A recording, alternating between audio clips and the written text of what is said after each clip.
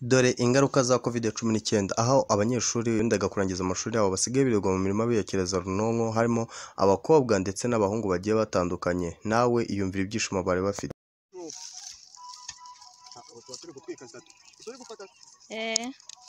Ndakubona reka imwe rwose. Dore ibijumba. Ese ibijumba ni ubuhe bwoko ko mbona bimeze ukuntu? Bamwe mu bari abasitari ku bigo bitandukanye bigagaho, aho basigaye birirwa mu mirima biyokereza runonko, ngira ngo murababona. Ese abanyarwanda mubona ibi bintu tuzabishobora?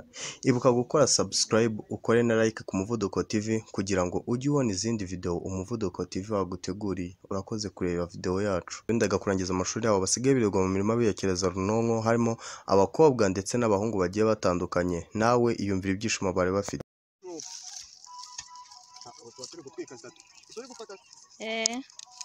Ndakubona reka imwe rwose.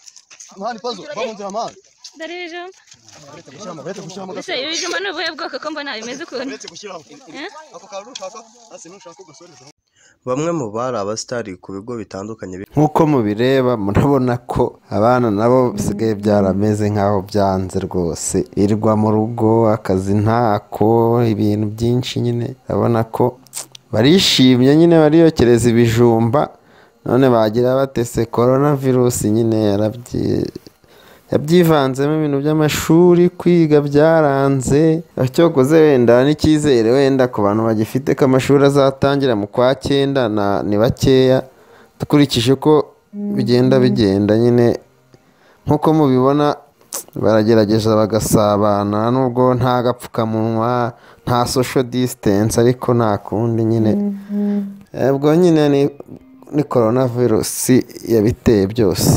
Channel yacu Umuvuduko TV mukora subscribe, mukanda like, munasharinga kuko ibyiza biri. Abo basigaye birirwa mu mirima biyekereza runonko, harimo abakobwa ndetse n'abahungu bagiye batandukanye. Nawe iyumvira ibyishimo bari bafite.